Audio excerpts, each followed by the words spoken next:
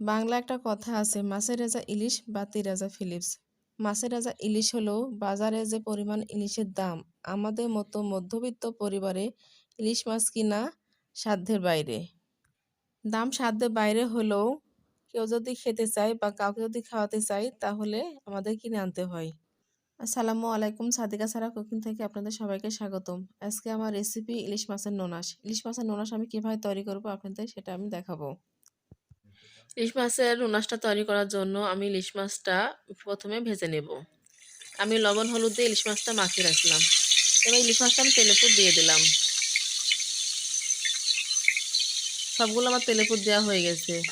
এবার আমি ভালোভাবে উল্টে পাল্টে ভেজে নেব। ইলিশ মাছটা আমার ভাজা হয়ে গেছে, এবার আমি উঠাই নেব। আমার ইলিশ মাছটা ভাজা হয়ে গেছে। এবার আমি যে সবজিগুলো দিয়ে ইলিশ মাছ রান্না করব, ধনিয়া পাতা, কাঁচামরিচ, গাজর এবং হলো আলু কুচি। এবার আমি দিয়ে দিলাম পেঁয়াজ। পেঁয়াজটা দেওয়ার পর আমি দিয়ে দেবো কাঁচামরিচ, একসঙ্গে ভালোভাবে নেড়ে নেবো। তারপর দিয়ে দিলাম হলুদের গুঁড়া, মরিচের গুঁড়া, লবণ এবং ধনিয়া গুঁড়া দিয়ে আমি ভালোভাবে আবারও মশলাটা কষাই নেব।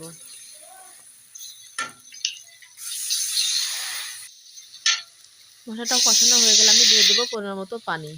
পানিটা দেওয়ার পর ভালোভাবে মশলাটা কষা নেওয়া হলে আমি সব সবজিগুলো একসঙ্গে দিয়ে দেবো। দিয়ে আবারও ভালোভাবে সবজিগুলো আমি কষাই নেব। সবজিগুলো আমি নেড়ে চেড়ে ভালোভাবে কষাই নেব।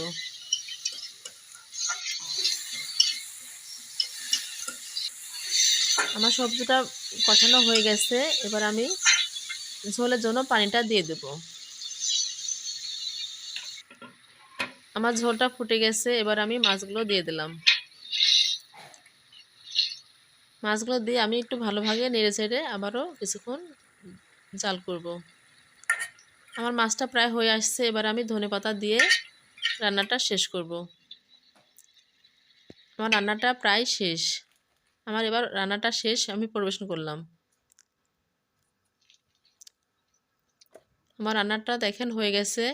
ইলিশ মাছের নোনাসটা আমার একদম কমপ্লিট। আপনারা ঠিক এভাবে ইলিশ মাছটা রান্না করে খেয়ে দেখবেন, অনেক সুন্দর লাগবে, অনেক ভালো লাগবে। তো বন্ধুরা, ইলিশ মাছের রেসিপিটা ভালো লাগলে আমার এই চ্যানেলে বেশি বেশি করে লাইক, কমেন্ট, শেয়ার এবং সাবস্ক্রাইব করবেন। সবাইকে ধন্যবাদ। আল্লাহ হাফেজ।